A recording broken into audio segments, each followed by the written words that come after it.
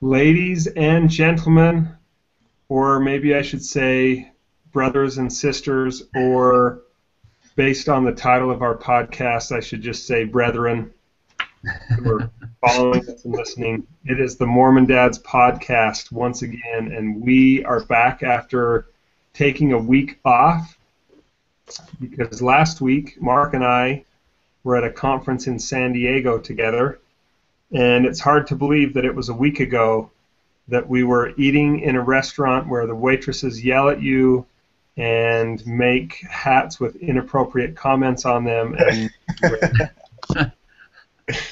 Good times, good times. that was our. If I'm ever in San Diego, I'll ask you where that was. There you go. We'll tell you, it was an interesting experience. I came out. Luckily, I didn't have a hat. Mark's was that you hugged your stuffed animals or something like that. Yeah. So, and then they just got worse from there. Well, it sounds classy. I know that. I will say, don't get lured in by free appetizers because the price that you pay is being ridiculed and shamed. And I thought it was entertaining. what? I thought it was entertaining. Yeah, it wasn't too bad. It wasn't. A few people in our group were pretty offended. Well, yeah, a couple of the comments on the hats went too far. But I mean, all in all, it was better than just sitting around at a boring meal, you know. That could be true, and my buffalo chicken salad was way delicious, and it was the most eventful dinner of the entire conference. So we were there Monday through Friday, and San Diego's a great place, but it's hard to believe that it was a whole week that went by. And 2 weeks since we've recorded last, and 3 weeks, Jeff, isn't it 3 weeks since you've been on? I don't know. I don't recall now. I think you and I went a couple weeks ago. Maybe we did. Anyways, let's move towards our topic. So we had two topics that don't go together very well, but we were going to talk about family home evening. We're going to segue beautifully. Family home evening ideas. This could be like a regular segment on the show. Is that right?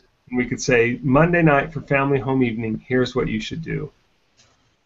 So our idea for family home evening tonight is a game that we play that keeps getting more and more fun the older our kids get, and it is called Steal Your Socks. And that's basically the game. Everybody just puts on a pair of socks, and then you just wrestle, and the last person with a sock on is the winner. So it's kind of like a physical game of spoons. Exactly. It's a physical game. Is there a spiritual tie-in or a lesson at the end of that, or you're just stealing socks? Simple as that. We did have a lesson, but it didn't have to do with stealing socks. It was it's my son had a bad day, and that's one of his favorite games because he really loves physical contact. He loves being tickled. He loves all those things, and so we decided to play Steal Your Socks to help him be in a better mood. My daughter did get kicked in the ear inadvertently. We gave her a concussion examination weekly, and everything was good, so we kept playing. You have strict concussion protocol when it comes to steal the socks? Well, it's the head injury. It's the head injury policy All that we right. follow.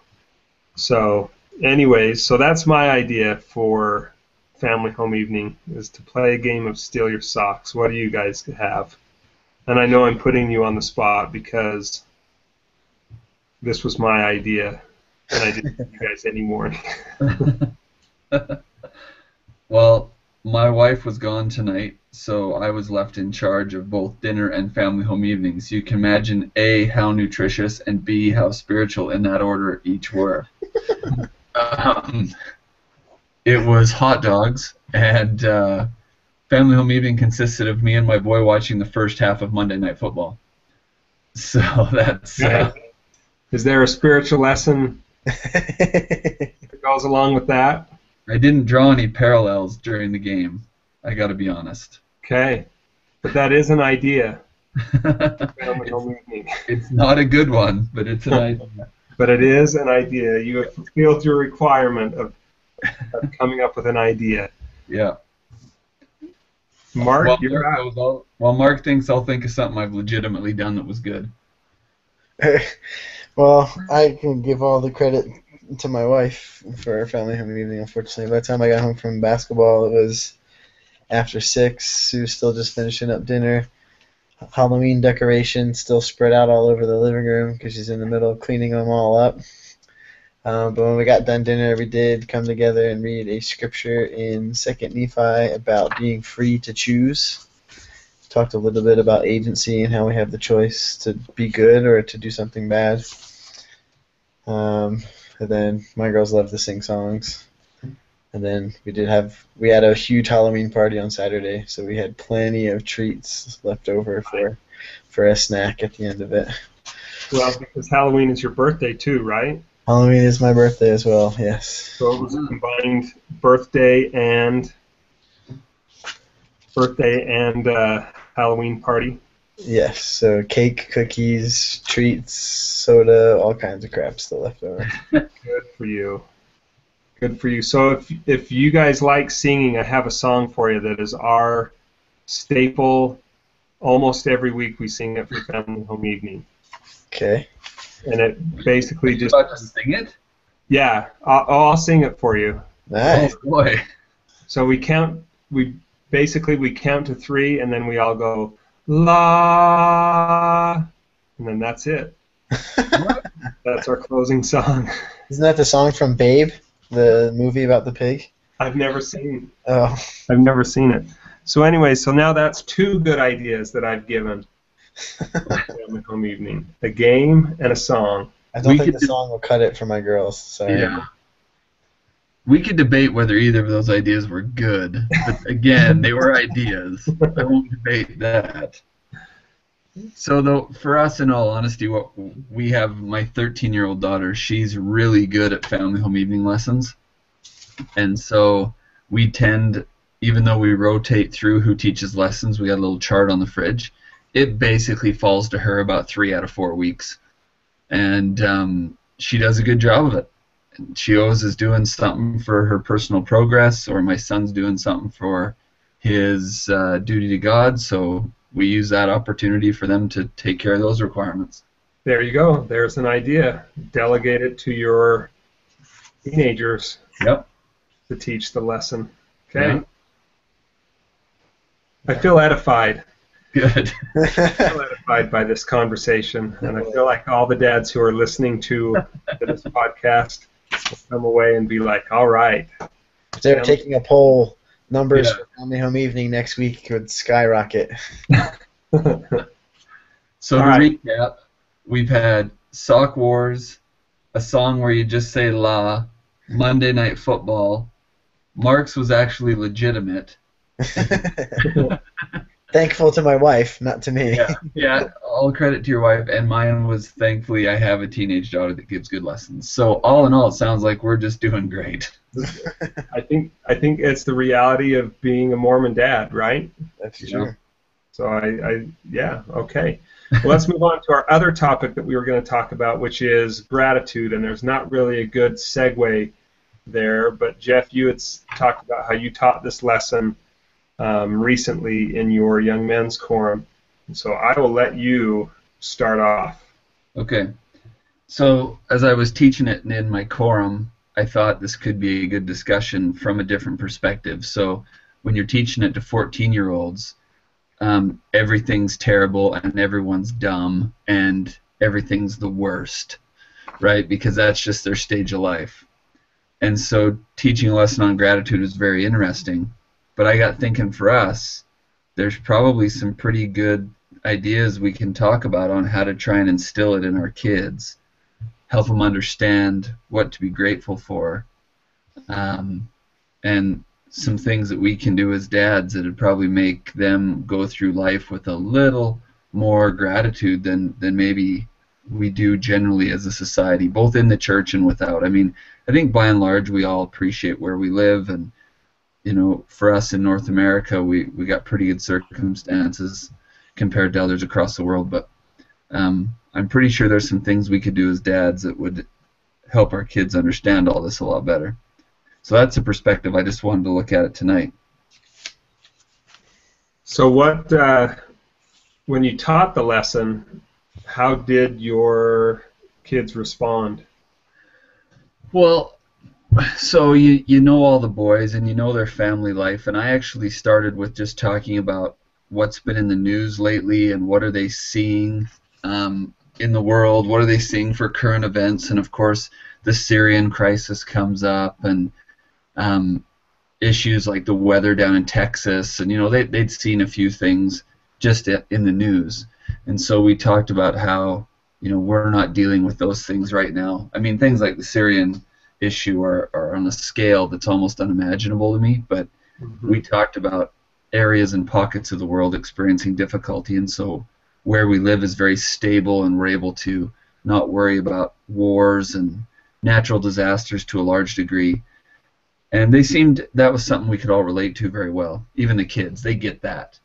And then, knowing all of them, but being careful that their situations are all different, I talked to them about what poverty levels were in Canada and what that meant, and the number of people who live in poverty and struggle to have the basic necessities, and then kind of touched on each of them, knowing their family and their parents. And, well, none of them are wealthy. They all, no worries about what was for breakfast that morning. No worries that the shirt was clean and pressed and ready to come to church. And they don't have to worry about those basic needs. So I just had to talk about things we could all relate to very easily. And then we just kind of let them talk a little bit about, things they're grateful for. And of course you don't get a lot of response with that, but we got a few things, and things they understood that they should be grateful for. They're pretty stark. And there's a couple of good articles. Elder Uchtdorf had one, and I remember the story. I shared this story with him, and it was one of my favorite stories from Elder Uchtdorf. You guys might remember it, but it was about the waiter who served the guy and gave him a piece of bread, and the guy complained that he didn't get enough bread. So the next day he gave him 2 slices, and he still complained. The next day he doubled it. The guy still complained. He doubled it again. The guy still complained. So on the 5th day, or whatever day that was, he took a 9-foot loaf of bread, cut it in half, gave the guy his meal with the 2 halves of the 9-foot loaf. He asked the guy how his meal was, and the guy said, "Everything was great, but I see you're back to only giving 2 slices of bread."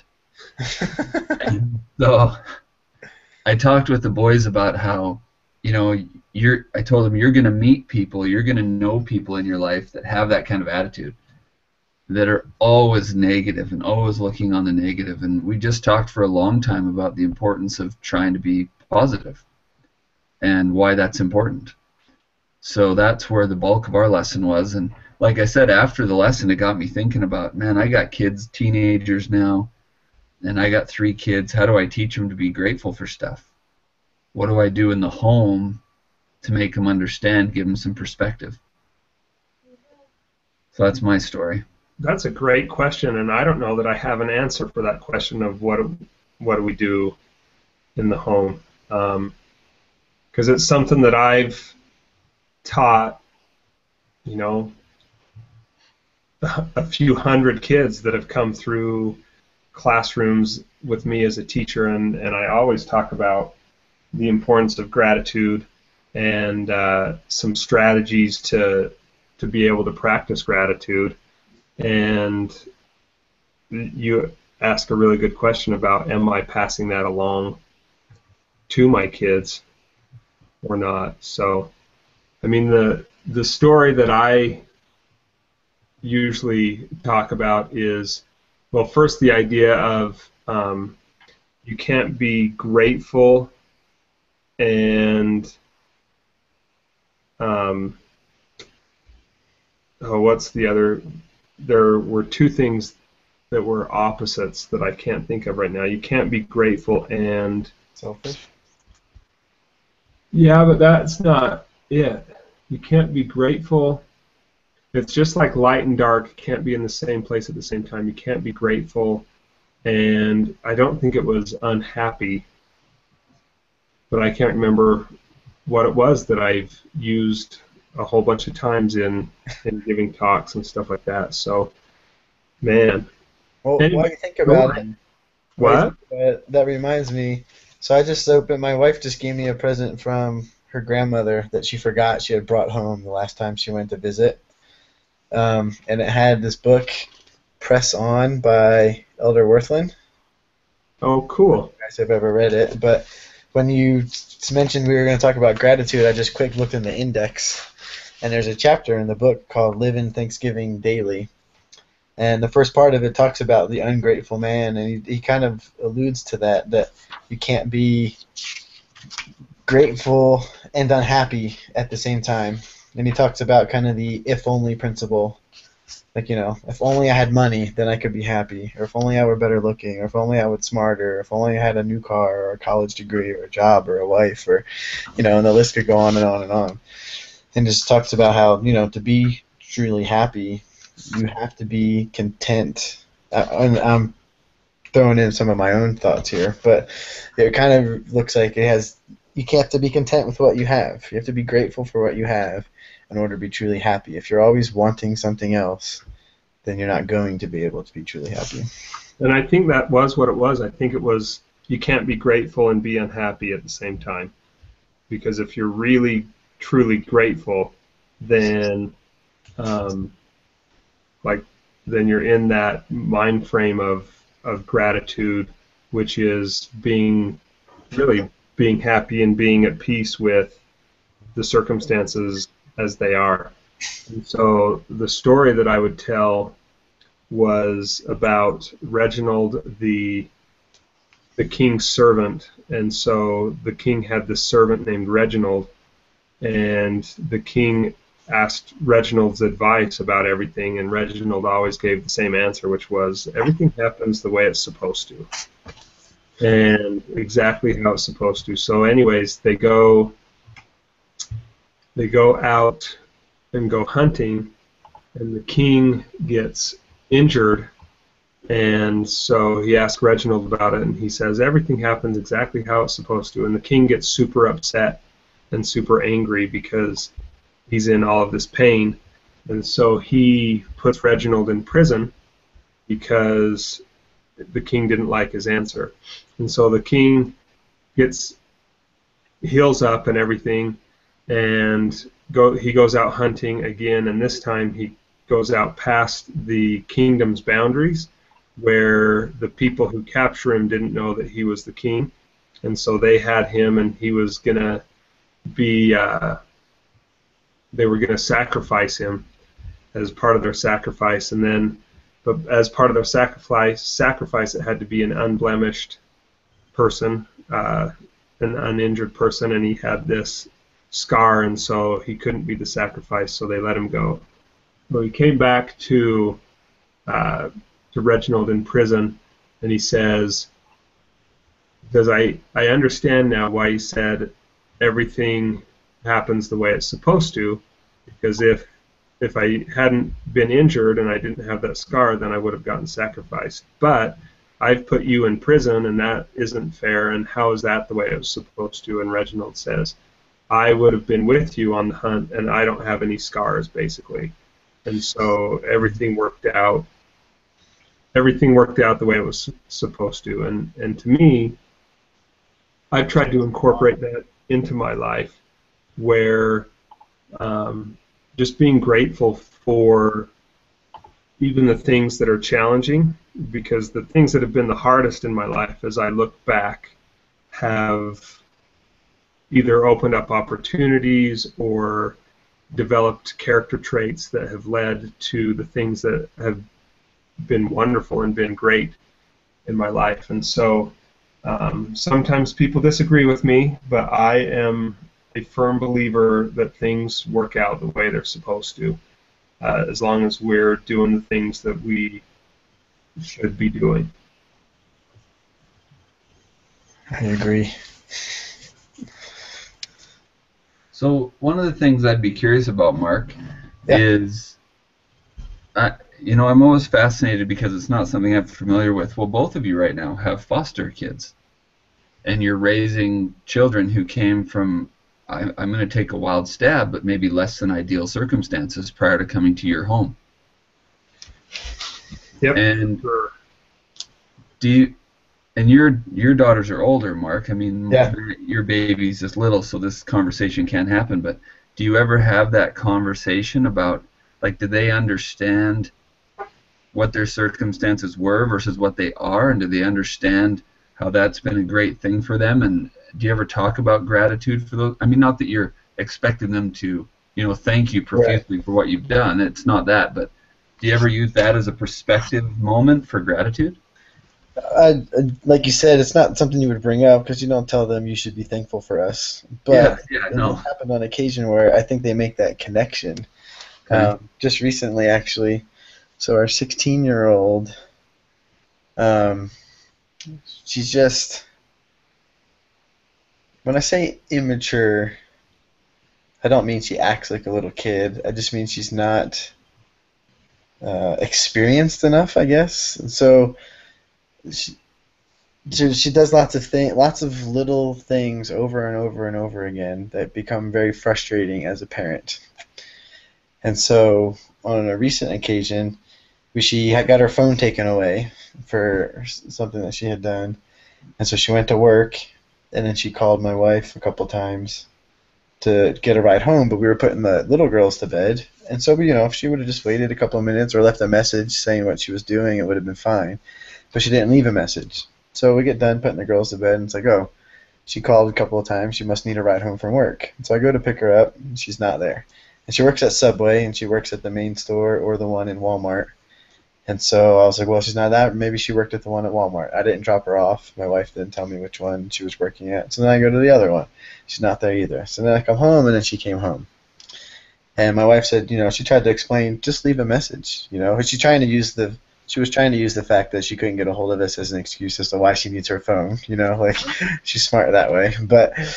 And so my wife said, she's trying to tell her, just leave a message, tell her what you're doing. If you're getting a ride, that's fine, but don't make us go out there looking for you. And she said that our daughter kind of left and went downstairs in kind of a huff, And I'm like, well, it's one thing that it happened, but to be disrespectful or get angry at us for calling you out on it is not okay. So I went down there, and I laid into her pretty good because I feel like the other side of her being a foster kid is I think I treat her nicer than I would my own kids because I feel bad for her. Does that make sense? Mm-hmm. And so she kind of gets away with stuff that maybe she shouldn't. And she's been here for a full year now. She's been part of our family, and so I don't think it should be like that anymore. And so I kind of told her that. And so she came up about an hour later after she vented all her frustrations to her sister, right? And she said, maybe, she's like, I'd like to discuss maybe possible living arrangements. You guys have done everything you can for me, but I feel like I'm not growing anymore, and it's not your fault. You've given me all the opportunities, but I'm just not doing it, and so maybe we need to talk about something else. And so I'm like, it's 11 o'clock at night. I was like, whatever you want to do, sleep on it. We'll talk the next day, And in my mind, I'm thinking, wow. She even mentioned going back to Westridge, Matt, which nobody ever wants to go back to Westridge. And so in my mind, like, wow, this is pretty bad. Like the place that she cried because she had to spend 2 more weeks there because we couldn't get her birth certificate in time to enroll her in school, and she wants to leave my house and go back there because things are that bad, And so the next morning I go down there and tell her for breakfast, and she's actually packing a bag. Like she actually wants to leave, right? And so she comes up for breakfast, and then when we get things situated, it was Sunday morning, so we had some time. So me and my wife go down to talk to her, and she comes out. And I was like, is there anything you would like to say before we talk? And she was like, I don't really want to leave.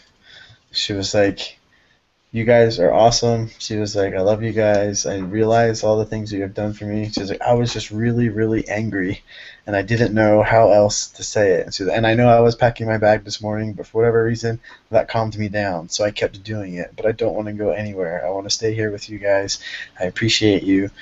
And so, although she didn't maybe she didn't even say the words thank you, I don't know, but you could tell by the whole conversation that it clicked in her mind what we were doing for her, and she was very thankful to be there. And although she overreacted and spoke out of emotion, she wanted, she had to, it was probably the most adult conversation she's ever had with us, as she talked about things that she wanted to do to try to fix the situation and improve on the things that she was doing.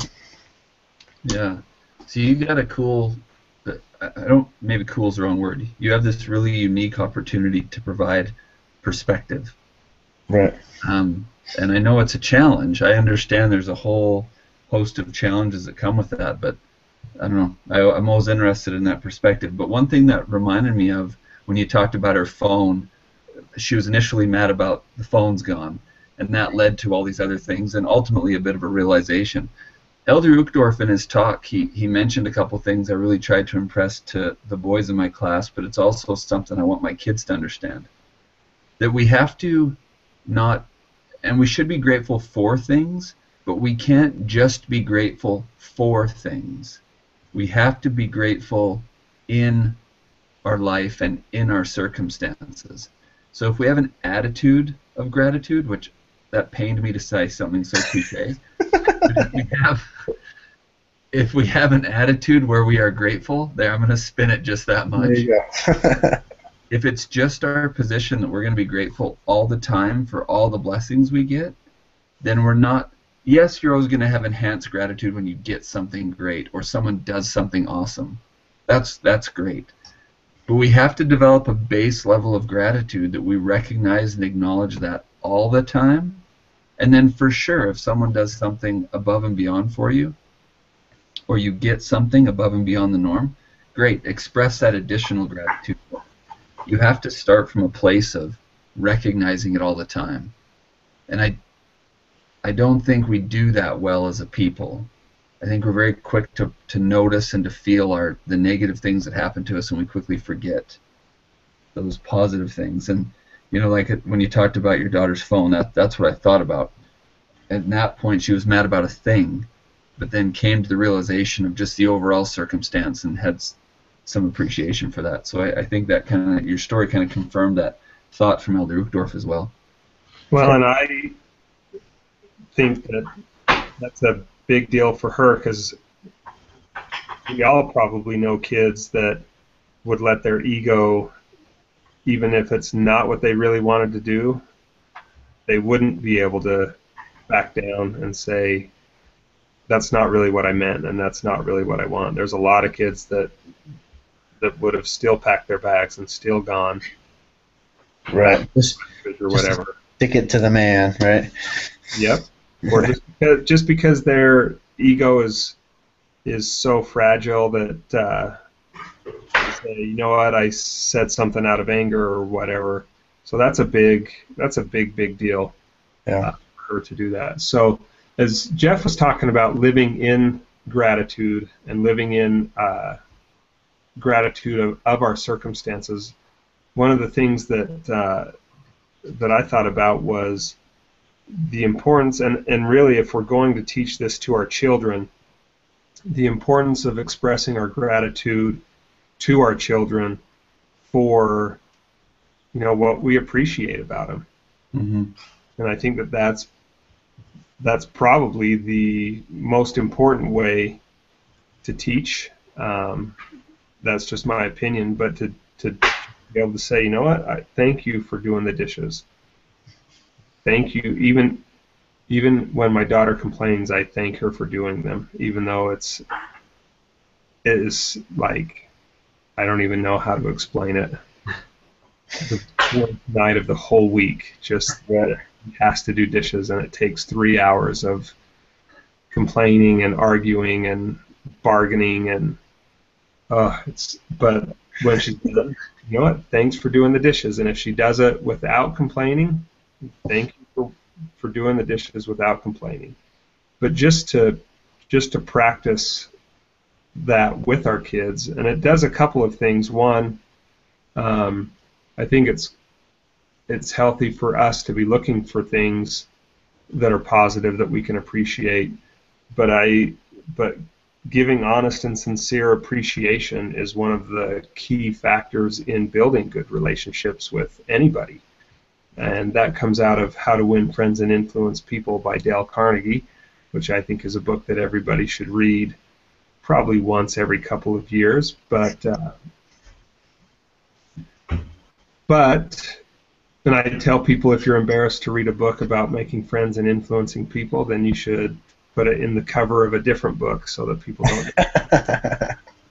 But that's Nice. one of the best books that's out there. But that's one of the key principles, is giving honest and sincere appreciation. And like I've worked on doing that as a boss and as a colleague, but I don't know if I've really thought consciously about it in my family. And am I doing that enough with my kids? It's kind of interesting how easy it is to, because like we live with our families, to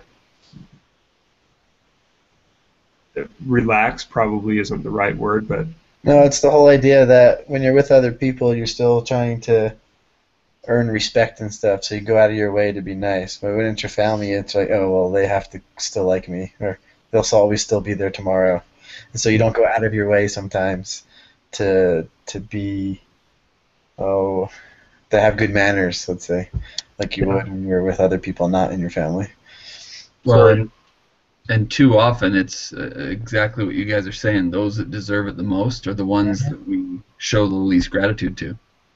Because exactly, we see them every day. I'm with you, Matt. I make this effort to thank my staff for this or that, and then I was just thinking as you're talking about, I'm not very good of doing that at home and making sure my kids see that I'm grateful for even the small things, where I actually schedule time to do it at work. And so, but it's the kids and my wife and the family at home that deserve it the most. That too often we don't do it very well. My buddy, when we were younger, used to have the attitude. He would do something, and I was like, hey, that's gonna make this and this for your sister, that was going to be something negative. And he's like, it's my sister, she has to love me. And like, kind of go about his way. Well, and so one other thing that I've been thinking about too is how important it is for me to live in a place of gratitude. And that's something that I have worked on pretty consciously over the last few years, and I've done, different things where I would write 5 things that I was grateful for in my journal from that day, and then at the end of the week, so that's after 7 days, there's 35 good things that have happened that week that I can go back and reminisce, and then I would choose the top 5 out of those 35 for the week. And then at the end of the month, I would have 20 of the very best things that happened, and then I would choose 5 out of those 20 of the very, very best things that had happened. And that I don't do that anymore, but it really did develop a habit of being grateful and seeing all of the really good things that were happening in my life, and gave me some time to put some focus on the really awesome things that sometimes we just forget about because we get going on in the day-to-day world. And so that's something that that someone can do on a personal level that really works, and that really worked for me. I'm gonna go out and say that about how to incorporate that with my kids, or how do we have conversations of just be more intentional about having conversations about gratitude. Anyways, I cut you off, Mark. No, I cut you off, sorry. No, I was just going to say, I'm going to go out and say that I think you've done a good job at that. And the reason why I think I can say that, because if going with the whole gratitude helps you be happy thing, I think there's some people that are just always seem the same attitude-wise. They're not negative, but they're not super positive or encouraging. They're just kind of always the same. Whereas I think there's other people where you can really tell when they're having a hard day. And I would put you in that category. I think your attitude is usually so positive and encouraging that it's very, very noticeable when you're a little flat or having a hard day. Well, I appreciate that, and I am pretty transparent. I don't hide it very well. When So- things are going good. So when you were talking there, Matt, it made me think of two things, but one of them would actually tie in our two topics. So check this out. Okay, this is going to be awesome if you can pull this off. I'm bringing it all around. Okay. When I was a kid, we used to take people on horseback trips. It's something we did in the summers, and we had a bunch of horses, and we'd take people on trips. And one night, we were sitting around the fire with his family. I don't remember it exactly. It was mom and dad, 3, 4 kids. I think there was a couple other relatives and an aunt and uncle or somebody with them. Anyway, we're sitting around the fire, and the dad just said, matter-of-factly, "Hey, guys, it's time for roses and thorns." So me and my dad were like, well, we don't know what that is. But what this family did, and they did it every day, is they would just go around, adults and kids, and talk about one awesome thing that happened and one thing that was a trial. That was a thorn. And they would just talk about it, and they would have a little discussion. If the kids said, here was my thorn and this happened, they had the opportunity to talk with the kids a little bit. But for me, even at that, I was probably 14 or 15 if I recall, maybe 16. I just remember that contrast, and they weren't negative at all. These were super positive people, awesome people. That kind of activity didn't make them negative, focusing on the thorns, because they had to focus on a rose. And they went around, and it was an awesome thing they did. And in fact, my family, we actually did it as a family for a while too, because we thought it was such a cool idea. So that, my friends, could be an interesting family home evening practice. That if you want to instill this notion of having your kids think fairly constantly about what they're grateful for, even in a fairly regular mundane day or a mundane week, just a week of school and a week of church and a normal week, they got to be thinking about, what's that thing, what's that rose that I'm going to talk about, what are we going to discuss. And that's a neat exercise. I was quite impressed by that. So there you go. I gave you a good idea for family home evening about gratitude. Okay. Well, I got one more too. Okay. Tonight that and again, this is credit to my wife, but she's been working with our 5-year-old about focusing on the gratitude piece when we say our prayers. Because she'd always say her prayer, and she'd be like, please give us this, please give us that. And it's not always bad things. She always says in every prayer, please help our dreams come true, right? Like, she's asking for good things, but my wife just helped her focus on, before we ask for stuff, we should remind Heavenly Father what we're thankful for, too. And so tonight's prayer, it was all thankful stuff. She didn't ask for anything. And it was, we're thankful for the sun, we're thankful for the moon, we're thankful for the rain so it can help the plants grow, we're thankful for, we just went to a baby blessing yesterday, and she was like, we're thankful for babies so we can have more people, and everything she said, it was thankful. And so I think that's a big thing too, because, that's the ultimate person that we're thankful to is our Heavenly Father. And so by helping them learn to do that in their prayers too, I think that they'll just naturally can pick that up in everyday life as well. Nice. Well, Mark and I are 2 for 2, Matt, on family home evening / gratitude ideas. Close it out. Come on. Hey. Take us home. Here's something that you could do. You could play Steal Your Socks. Oh, man. Do it already. And then you could say you have to name 5 things that you're grateful for before everybody sits on somebody sits on your chest, and then you have to smell the sock that they just took off of your foot. But if you say 5 things you're grateful for, then you don't have to, and then the game keeps going. Well, let me say this. I'm grateful Mark and I contributed a couple of good ideas. I was just thinking 5 sounds like a lot. Yeah. But I'm struggling to be grateful for time for that 5 was. things. Okay, maybe 3. Okay. But that's why we have you guys on the podcast. Good ideas. And I'm just the tech guy. All right. Starts it all. Well, did we cover it sufficiently? I think we did. Yeah. Again, I feel edified. Good. Conversation. Well, I'm glad you did.